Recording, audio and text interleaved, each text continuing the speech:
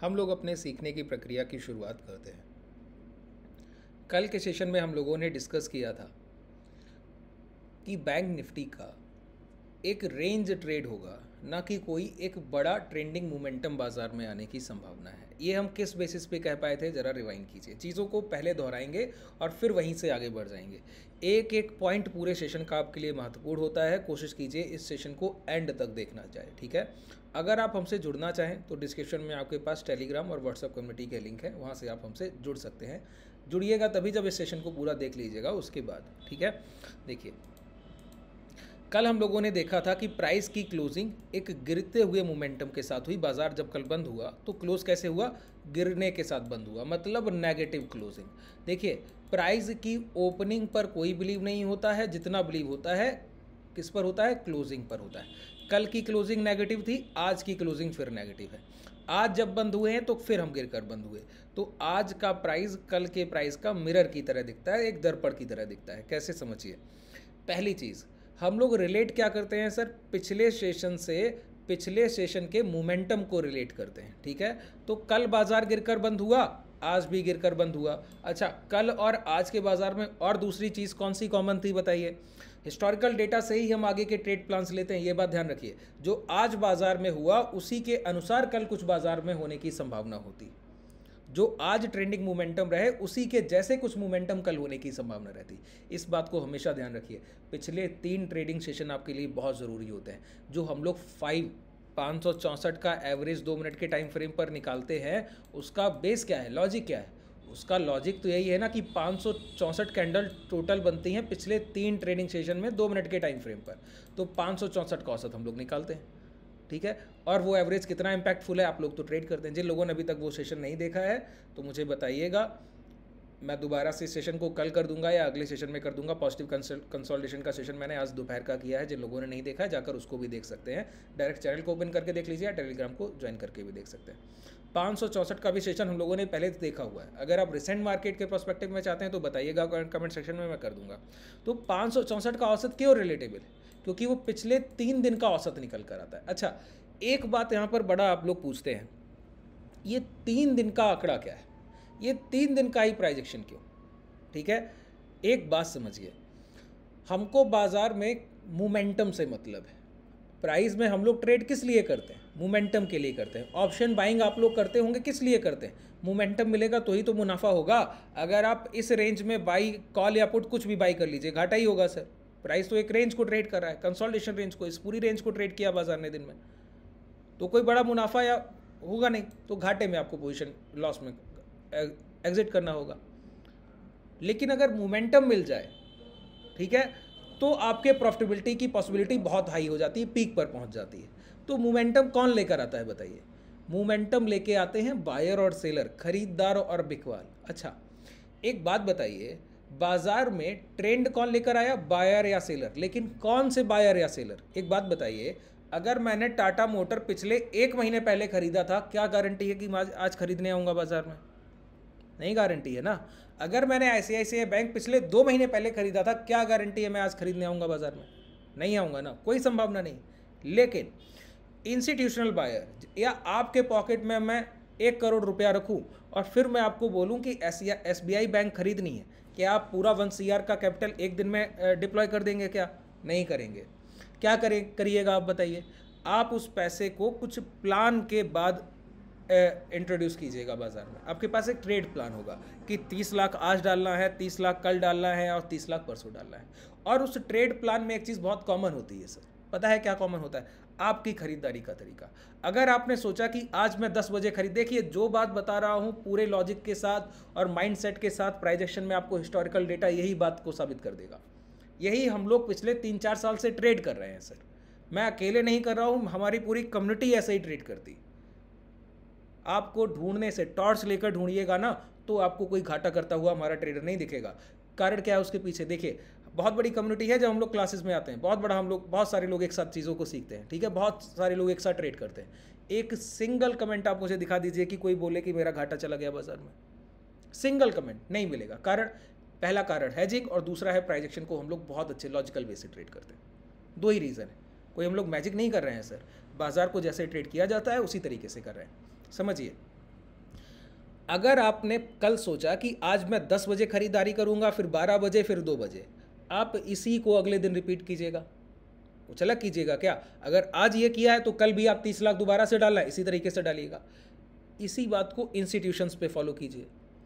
अगर उनके पास 400 करोड़ इन्वेस्टमेंट आई ICICI bank के लिए, ठीक है, तो आईसीआईसीआई बैंक में उनको 400 करोड़ का इन्वेस्टमेंट अगले 5 से 6 दिन में करना है। तो 5 से 6 दिन में वो इन्वेस्टमेंट करेंगे, किस बेसिस पे करेंगे? मतलब पहली बात तो क्लियर हो गई कि अगले 5 से 6 दिन तक खरीदार वही रहने वाला है, बायर वही रहने वाला है। एक तरफ एचडीएफसी बैंक के लिए किसी इंस्टीट्यूशन या हेज फंड या म्यूचुअल फंड ने अपनी इक्विटी रखी हुई थी, वो बेचना चाह रहे हैं। देखिए, माइंड सेट से जुड़ जाइए, ठीक है। सब कुछ प्राइजेक्शन आपको नहीं बताएगा, प्राइजेक्शन एक सिर्फ आपके सामने रिफ्लेक्शन है बाइंग या सेलिंग का। बायर और सेलर को समझ लीजिए, प्राइजेक्शन समझ जाइएगा, ठीक है। अब 5 दिन पहले एक इंस्टीट्यूशंस ने एचडीएफसी बैंक की इक्विटी बेचने का डिसाइड किया। उनके पास 500 सीआर की इक्विटी रखी हुई थी। उन्होंने डिसाइड किया इसको पैसे को टर्न अराउंड करना है, दूसरी जगह इसको कहीं इन्वेस्ट करना है। अब उनको वो 500 करोड़ की बिकवाली करनी है। आईसीआईसीआई बैंक के खरीदार के और एचडीएफसी बैंक के बिकवाल के, दोनों के ट्रेड प्लान अलग होंगे। बिकवाली का ट्रेड प्लान जो होगा, अगर वो आज 10 बजे बेचेंगे तो कल भी 10 बजे ही बेचने की संभावना है। अगर कल उन्होंने 20 करोड़ की बिकवाली की है 10 बजे, तो आज भी 10 करोड़ की बिकवाली करेंगे। तो रिसेंट बायर सेलर जो कल खरीद रहा है, उसी के आज खरीदने की संभावना है। जो कल एचडीएफसी बैंक को बेच रहा था, वही आज बेचेगा, उसकी पॉसिबिलिटी बहुत अधिक है। इसीलिए कहा जाता है कि बाजार में पिछले 3 ट्रेडिंग सेशन को अगर आप ध्यान से देखें, इसका मतलब है कि रिसेंट इंस्टीट्यूशन पार्टिसिपेशंस को आप लोग बहुत अच्छे से नज़र रख रहे हैं, बहुत अच्छे से ट्रैक कर रहे हैं। अगर आपकी नज़र पिछले 3 दिन के प्राइजेक्शन पे है ना, बहुत दावे से बोलता हूं, बहुत कम ट्रेडिंग सेशन जाएंगे जो आप कुछ तकलीफ के साथ ट्रेड कर जाएंगे, ठीक है। 3 दिन का 3 का आंकड़ा बहुत ज़रूरी होता है सर। सपोर्ट तो तीन बार रिटेस्ट होता है, टॉप तो 3 बार रिटेस्ट होता है, ठीक। 3 दिन का ये मोमेंटम और एक 3 EMA का सेटअप है जो हम लोग क्लासेस में सीखते हैं, आप समझिए। तो 3 दिन का प्राइजेशन रिलेटेबल इसीलिए है क्योंकि हमें किससे मतलब है? मोमेंटम से। मोमेंटम कौन लेकर आएगा? Recent buyer seller. Recent buyer seller कौन है? जिन्होंने कल खरीदा था, कल बेचा था, उन्हीं के आज खरीदने या बेचने की संभावना अधिक है। तो कल के प्राइस का रिपीट होने की संभावना बहुत अधिक हो जाती है, या कल के जैसा ही कुछ फ्लक्चुएशन बाजार में आएगा इसकी संभावना। जैसे कल बाजार गिरकर बंद हुआ, आज भी बाजार गिरकर बंद हुआ सर। कल प्राइस के टॉप से सेलिंग आई थी, आज भी प्राइस के टॉप से सेलिंग आई है सर। कल प्राइस ने कंसोलिडेशन किया था, इसी तरह का आप इस रेंज को देखिए ना, ये कंसोलिडेशन का बिहेवियर देखिए, और फिर इस कंसोलिडेशन के बिहेवियर को देखिए। प्राइस यहाँ पर टॉप लगाया, कंसोलिडेशन किया, टॉप लगाकर गिर गया। प्राइस यहाँ पर टॉप लगाया, कंसोलिडेशन किया, टॉप लगाकर गिर गया। पूरी तरीके से रिपीट है कि नहीं है? अब आप बोलेंगे ओपनिंग पे मैंने क्या बोला?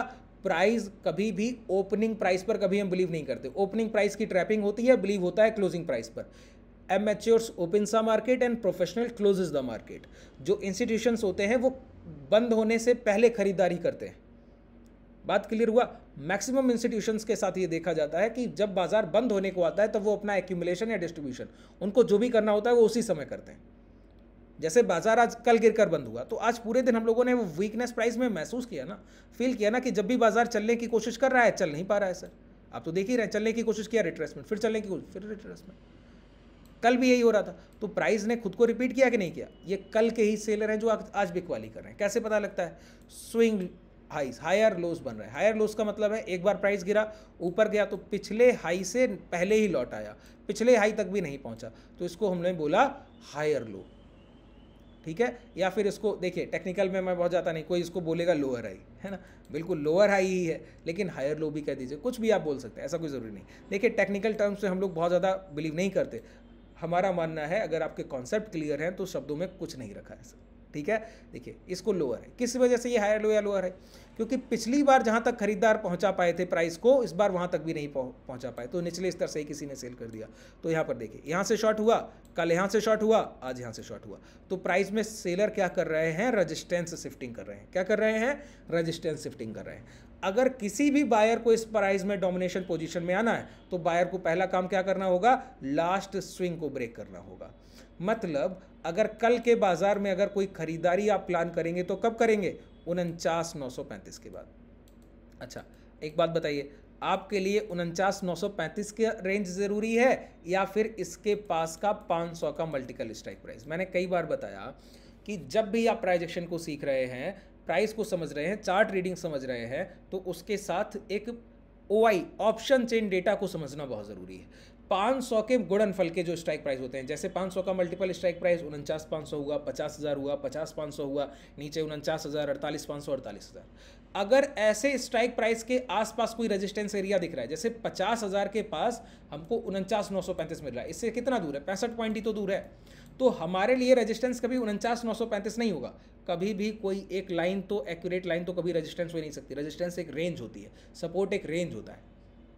कैसे पता लगता है? देखिए, कल हम लोगों ने जब खरीदारी की तो यहाँ से हम प्राइस को उठा ले गए। आज जब प्राइस ओपन हुआ तो इसके नीचे आने की कोशिश किया, लेकिन यहीं से रिवर्स कर लिया। तो ये क्या था? मतलब ये बायर्स का रेंज रहा होगा पूरा एक खरीदारी का। ऐसा तो है नहीं कि यहीं पे टूटा तो तुरंत ब्रेकडाउन हो गया, नहीं ना, है ना। तो प्राइस का एक रेंज होता है, खरीदारी का एक रेंज होता है, सपोर्ट एक रेंज होता है, रेजिस्टेंस एक रेंज होता है। तो कभी भी जैसे 49,935 हमारा क्या है?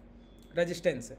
तो 49,935 को हम कंसीडर नहीं करेंगे। अब हम यहाँ पर कंसीडर करेंगे 50,000 के ब्रेक होने को। अगर प्राइस में कल कोई भी अपवर्ड्स हायर डायरेक्शन मोमेंटम आना है तो प्राइस को पहले 50,000 को ब्रेक करना होगा। अच्छा, ये 50,000 को ब्रेक करना इतना आसान नहीं है, पहले समझ लीजिए। क्यों? क्योंकि बाजार की क्लोजिंग नेगेटिव हुई है। कल बाजार की क्लोजिंग नेगेटिव हुई थी, प्रीवियस स्ट्रक्चर बायर्स के पास है। इतने बड़े अप ट्रेंड के बाद एक दिन नेगेटिव क्लोजिंग ने आपको चलने नहीं दिया, तो कल के बाद आज फिर नेगेटिव हुई है। ये तो ओवरलैप है। कल भी कमजोर क्लोजिंग हुई थी, आज भी कमजोर क्लोजिंग हुई, तो बाजार में डाउनफॉल की संभावना ज़्यादा बढ़ जाती है। अप ट्रेंड आने के लिए प्राइस को पहले कन्वर्जन चाहिए, मतलब रिवर्सल।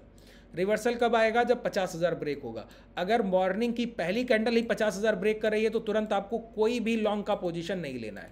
क्यों? हम लोग इंट्राडे के मॉर्निंग के प्राइस पर कोई बिलीव नहीं करते, और वैसे तो कर भी लें, लेकिन अभी रिसेंट बाजार में तो बिल्कुल नहीं कर सकते। क्यों? पिछले 3 दिन के प्राइस एक्शन से रिलेट करके देखिए। जब 10 तारीख को मार्केट की ओपनिंग हुई, ओपनिंग के बाद हम लोग कॉस्ट की ओपनिंग के बाद हायर साइड डायरेक्शन पहली 3 कैंडल्स का फॉर्मेशन किया। उसके बाद तुरंत हमने रिकवरी की और जितनी खरीदारी आई थी पूरी बिक वाली में कन्वर्ट हो गई। तो मॉर्निंग के ओपनिंग पर कोई बिलीव हुआ क्या? पूरी तरीके से ट्रैप किया गया। आज देखिए, आज क्या हुआ? प्राइस में पहले से तय था कि प्राइस में वीकनेस की संभावना है। वीकनेस की संभावना क्यों? वीक ओपनिंग होने की संभावना, क्योंकि कल हम गिरकर बंद हुए। तो पहली कैंडल जैसे ही खुली, खुलने के बाद हम लोग डाउन गिर कर आए। फिर यहाँ भी हम लोगों ने डाउन आने की कोशिश की, लेकिन पहले ओपनिंग पे जो मोमेंटम हुआ पूरी तरीके से इसके हाई ब्रेक किए गए। किस कारण से किए गए? क्योंकि कल मॉर्निंग में इसी तरीके से ओपनिंग की ट्रैपिंग हुई, तो आज भी ओपन प्राइस की ट्रैपिंग हुई। तो कल भी ये संभावना बन सकती है सर कि प्राइस के ओपनिंग फॉर्मेशन की ट्रैपिंग हो। इसका मतलब है अगर पहला कैंडल कोई बॉडी साइज ग्रीन बनता है, कभी भी उससे खरीदारी मत कीजिएगा अगर 50,000 के ऊपर बाजार क्लोज करे। यहाँ पर खरीदारी तब होगी अगर पहली कैंडल ग्रीन बन भी जाए और प्राइस चलकर 50,000 के ऊपर की क्लोजिंग दे, तो वहाँ पर सस्टेन होना चाहिए। मतलब कम से कम 1 घंटे का कैंडल क्लोज होना चाहिए, फिर अगले घंटे के किसी 5 या 10 मिनट के टाइम फ्रेम पर उसके हाई ब्रेक होंगे, तब लॉन्ग करेंगे, उसके पहले नहीं। दूसरी बात, प्राइस में शॉर्ट सेलिंग हम करना आसान समझते हैं अभी के लिए। किस बात के लिए? क्योंकि कल के सपोर्ट एरिया जो बने हुए हैं उसको हम लोगों ने एक बार कल, आज सुबह और क्लोजिंग के टाइम पर रिटेस्ट करके बंद किया। आज के जो डे लो लग गए, क्या फिर देखिए 49,530, क्या 49,523, 24, 525 मान लीजिए। तो हमारे लिए राउंड फिगर लेवल क्या है यहाँ पर? 500 का मल्टीपल 49,500 है। तो जब 49,500 ब्रेक होगा तब आप शॉर्ट सेलिंग की शुरुआत करेंगे, और आपका पहला टारगेट होगा ये। देखिए, हम range to range, level to level अपने टारगेट लेके चलते हैं। 49,500 ब्रेक होगा तो आपका पहला टारगेट क्या होगा? 49,230। अगर ये भी ब्रेक हो रहा है तो आपका नेक्स्ट टारगेट होगा ये रेंज 48,900, और 48,900 के बाद प्राइस का डायरेक्शनल फॉर्मेशन बदल जाएगा। अभी प्राइस जो अप ट्रेंड में है उसका रिवर्सल हो जाएगा, ट्रेंड रिवर्सल, अगर 48,900 के नीचे आवरली क्लोजिंग होने की शुरुआत हो गई तो। और जब तक प्राइस आवरली क्लोजिंग इसके नीचे नहीं करता है तो यही रेंज ट्रेड होता रहेगा। ये हमारे लिए हाई ज़रूरी है और ये लो ज़रूरी है। जब तक प्राइस इस रेंज में है तब तक हम सिर्फ सपोर्ट या रेजिस्टेंस और इनके ब्रेकआउट ब्रेकडाउन को ट्रेड करते हैं, इसके अलावा कुछ भी नहीं। ठीक है, कल मैंने आपको बताया था कि बड़े टारगेट के लिए नहीं जाना है, सिर्फ प्रीवियस सपोर्ट या प्रीवियस रेजिस्टेंस को ट्रेड कीजिए। इसका मतलब क्या था? मैंने कहा कोई प्राइस अपने रेजिस्टेंस के पास चलकर पहुंचा, वहां शॉर्ट करने की कोशिश कीजिए, क्योंकि हम रेंज मार्केट को ट्रेड कर रहे हैं। तो यहाँ पर ब्रेकआउट नहीं देखते हैं, यहाँ पर हम देखते हैं कभी लो के पास पहुंचे तो खरीदारी, टॉप के पास पहुंचे तो बिक वाली, बस इतना ही देखते हैं। बात क्लियर हुई? जैसे हम गिर कर क्लोज किए, नीचे आए, जैसे ये कैंडल इसके अंदर क्लोज किया, हम लोगों ने एक खरीदारी का अवसर मिला। प्राइस नीचे आकर यहाँ से गिरावट हुई, तुरंत जैसे ही यहाँ पर पहुंचा, डोजी के लो ब्रेक हुए, तुरंत एक बिक वाली का अवसर मिला। तो सपोर्ट रेजिस्टेंस को बस इंट्राडे में ट्रेड करके प्रॉफिटेबिलिटी लाई जा सकती है। वो भी टारगेट हम बहुत बड़े नहीं रख सकते। हमको 70, 80 पॉइंट, 100, 150, 120 पॉइंट ऐसे मिलता है, इससे ज़्यादा नहीं मिलता है। ठीक है, चलिए कल के ट्रेड प्लान सभी आपको समझ आ गए किस तरीके से बैंक निफ्टी को हम ट्रेड करते हैं। अच्छा, निफ्टी के लिए भी हम एक सीरीज़ लेकर आएंगे जिसमें निफ्टी और बैंक निफ्टी को हम कंबाइंड समझेंगे। लेकिन एक बात समझिए, हमारा जो इस पूरे सेशन, ये जो रेगुलर बेसिस पे आपके 10:30 के सेशन हो रहे हैं, इनका जो एक बेस है ना, इसके करने का एक बहुत बड़ा रीज़न ये है कि आपकी प्राइजेक्शन पे कमांड हो। जो चीज़ें आप बैंक निफ्टी में सीख रहे हैं ये हूबहू ऐसे ही काम करती हैं निफ्टी में, कुछ अलग नहीं, ठीक है। तो प्राइजेक्शन आप चाहे इंडेक्स बैंक निफ्टी पे सीखें या निफ्टी पे सीखें, मैक्सिमम ट्रेडर बैंक निफ्टी को ट्रेड करता है तो हम लोग बैंक निफ्टी को प्रेफर करते हैं। टाइम ड्यूरेशन उतना ही है, समय का अभाव है सर, इस वजह से करना पड़ रहा है, ठीक है। निफ्टी को भी हम बहुत जल्दी ही इसमें मेंशन करेंगे और साथ में कोशिश किया करेंगे कि लास्ट के 5 मिनट उस पर दिया जाए। अगर हम लोग इसी पर बहुत समय, लंबे समय तक बात कर सकते हैं तो कोशिश की जानी चाहिए कि इसी पर बात की जाए। चलिए आज के लिए पर्याप्त है। आपको कोई भी डाउट रह गया और नीचे कमेंट सेक्शन में बताइएगा। 564 के एवरेज या ओपन इंटरेस्ट को सीखना हो तो कमेंट सेक्शन में बताइएगा। जिस टॉपिक पर हाईएस्ट कमेंट मिलेंगे उसको मैं अगले क्लास में कंसीडर करूंगा, ठीक है। और अगर आप हमसे जुड़ना चाहें तो डिस्क्रिप्शन में आपके पास कॉन्टैक्ट डिटेल, टेलीग्राम और व्हाट्सएप कम्युनिटी के लिंक हैं। शुभ रात्रि, धन्यवाद।